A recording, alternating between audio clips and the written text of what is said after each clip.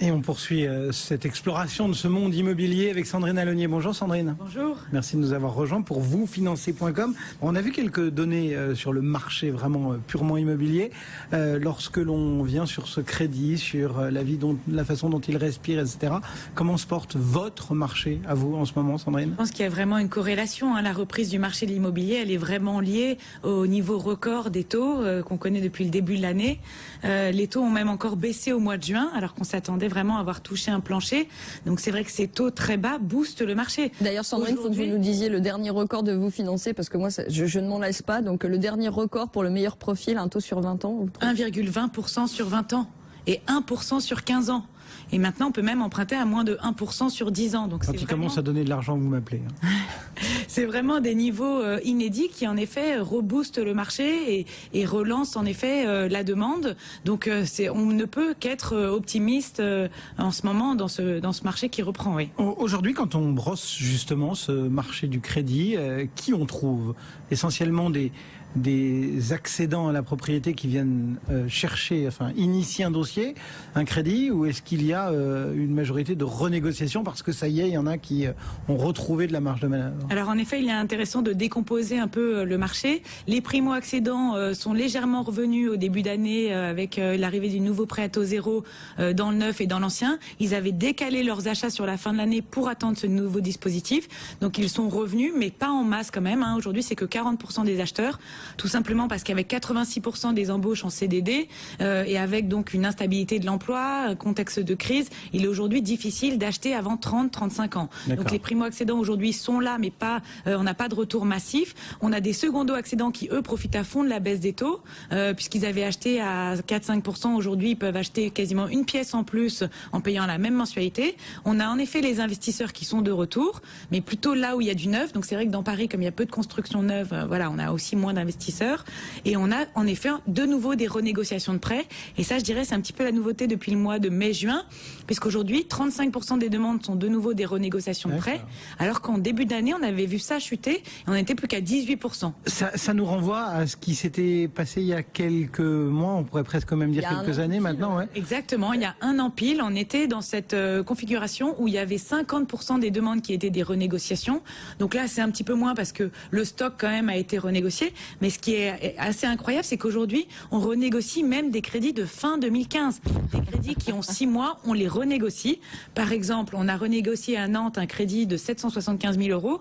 Bon, c'est pas pour tout le monde, qui avait été souscrit en septembre 2015 à 2,75% sur 25 ans. On l'a fait repasser aujourd'hui sur 20 ans à 1,20%. Ça fait 145 000 € d'économie. Il avait été mal négocié à 2,75 à l'époque. Non, sur 25 ans, on était ça. Sur 25 ans, on était à 2,5 sur 20 ans, fin 2015 et 2,75. On a des taux qui ont là énormément baissé.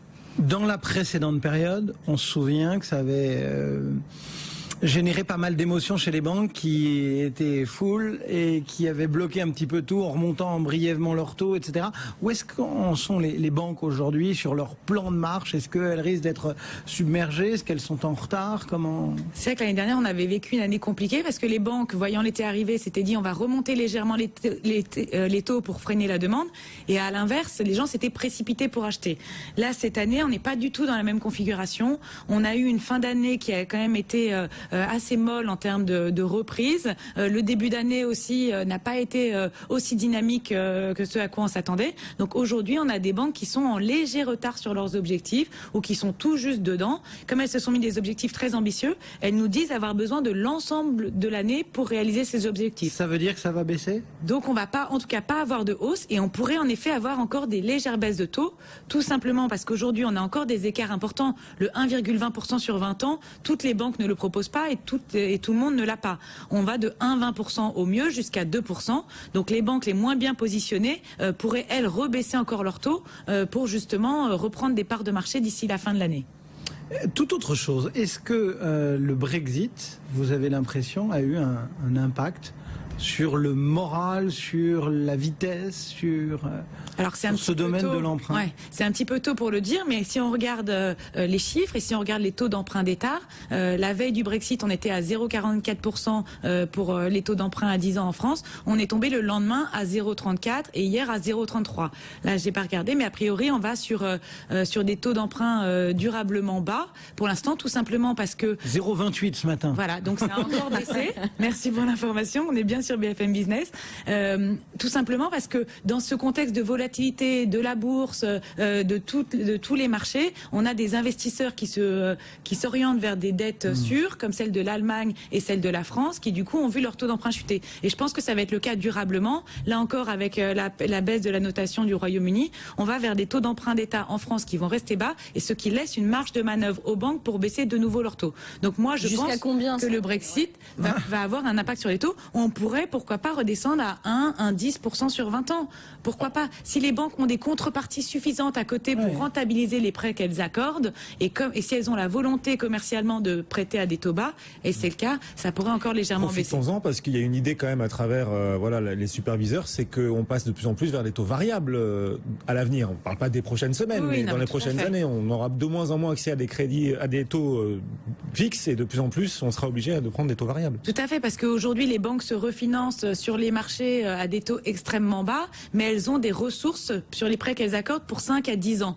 Si dans 7 ans, par exemple, elles doivent se refinancer pour des prêts qu'elles ont accordés à 1%, et si à ce moment-là, les taux sont montés à 2 ou 3%, elles seront en marge négative sur les crédits précédents. Et c'est pour ça qu'il y a vraiment ce risque de rentabilité pour elles, et que le comité de Bâle souhaite que ce risque de taux soit différé et soit reporté sur l'emprunteur. Et ce sera pour quand ces taux variables? On a combien de temps encore pour profiter de taux fixes? Alors les banques s'y opposent formellement. Elles savent très bien que les Français sont ont une forte aversion au risque, et que ça pourrait faire chuter la production de crédit. Or, elles ont besoin des crédits pour avoir des nouveaux clients. Donc pour l'instant, elles s'y opposent, et on n'a pas du tout de visibilité. Et d'ailleurs, ce sera pas encore le avant gouvernement 1 ou 2 ans. aussi, et les parlementaires aussi, de droite comme de gauche. Donc, tout à fait. Donc c'est un bras de fer qui s'engage. C'est vraiment pas du tout pour le moment là. Juste pour terminer, qui sont les chouchous des banques en ce moment?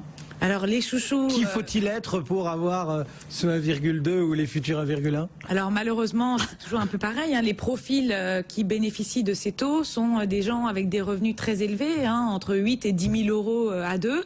En revanche, on voit aussi des profils de couples avec 3 000 euros de revenus, alors plutôt évidemment en province, qui eux arrivent également à avoir des taux à moins de 1,5% sur 20 ans, tout simplement parce que les banques aujourd'hui sont en conquête sur plusieurs marchés, le haut de gamme, mais également sur les primo-accédants, puisque c'est avec les primo-accédants qu'elles vont pouvoir nouer une relation sur le long terme et finalement redonner un petit peu leurs produits d'épargne, assurance et autres. Donc aujourd'hui, globalement, si les chouchous des banques sont les meilleurs profils, on peut avoir des taux très bas, même avec un profil à potentiel. Merci beaucoup Sandrine. Sandrine Alonier pour vous, financer.com. Merci Marie Cœur de Roy, la vie IMO, chaque jour au cœur d'Intégral Placement. Et on retiendra que certains crédits qui avaient été renégociés fin 2015, donc c'est ça, peuvent à nouveau être renégociés. Dans certains cas, c'est quand même hallucinant, cette baisse des taux qui se poursuit, qui devrait se confirmer d'après vous Sandrine. Le CAC 40 aujourd'hui gagne 2,7%, 4093 points. On tente un rebond après les moins 11% des 2 dernières séances, mais ce rebond reste extrêmement fragile. On va en reparler bien sûr dans la suite d'Intégral Placement, et vous conseillez justement après ce Brexit, quel impact sur votre épargne, quels sont les placements in et les placements out, ceux qu'il faut privilégier et ceux qu'il faut éviter. Vincent Kutkovic viendra nous répondre dans un instant. À tout de suite.